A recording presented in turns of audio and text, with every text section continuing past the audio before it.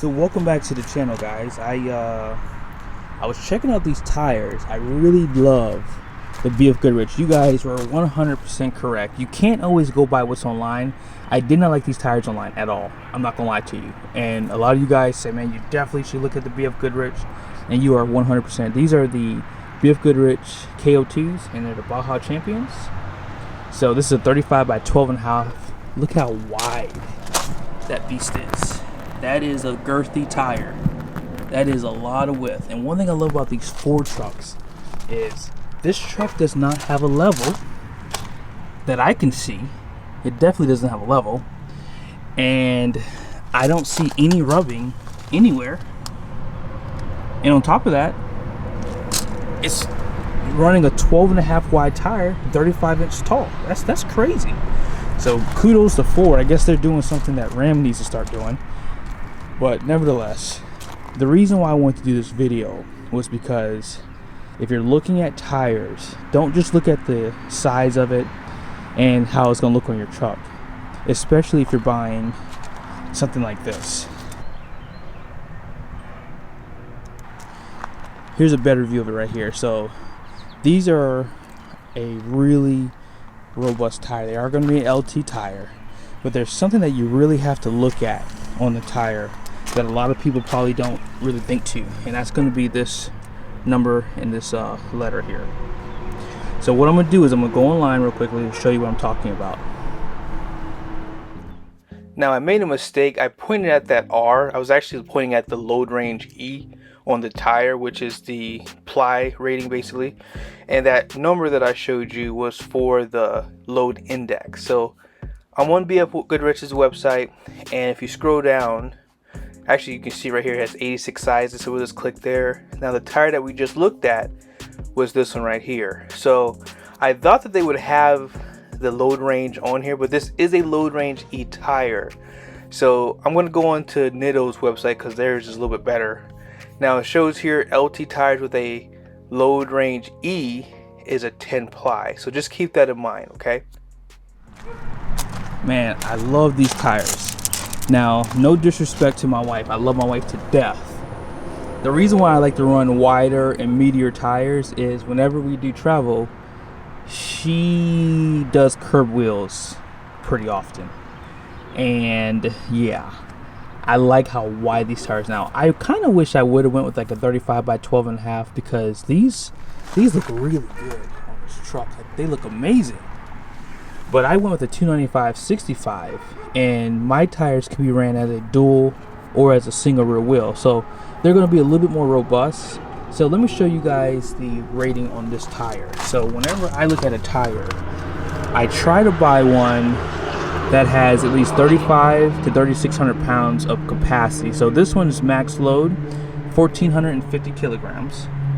It's going to have 3,195 pounds of capacity at 75 psi's. Now that is a good amount of capacity, all things considered, because when you multiply all four tires by that number, 3,195, it does exceed the GVWR. And let me just show that to you right now. So here's number 4.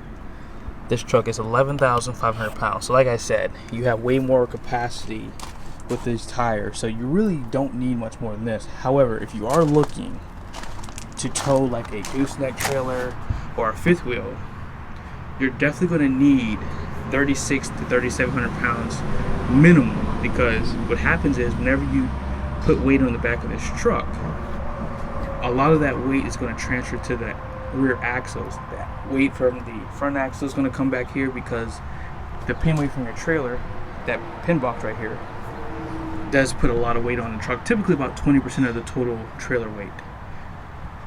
And the reason why you know that is whenever you look at the front gross axle weight rating, it's always going to be lower than the rear. So this one's going to be 5,990 pounds, and the rear is going to be 7,230 pounds.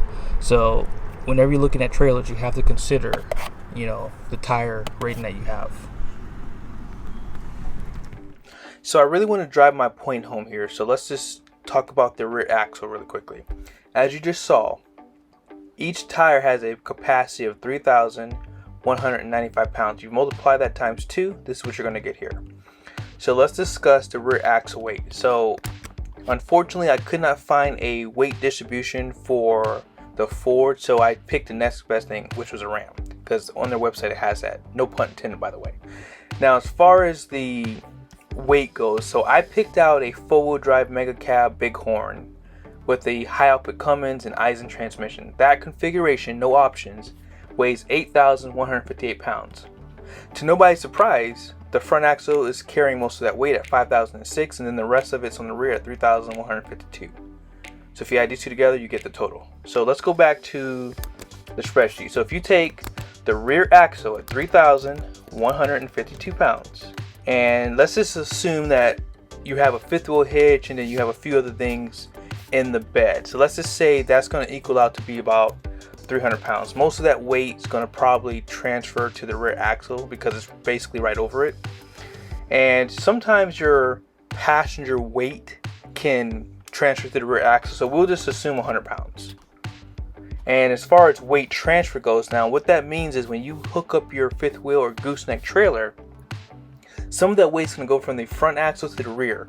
I've witnessed 80 pounds here, so that's something, and I think I have a video on that too.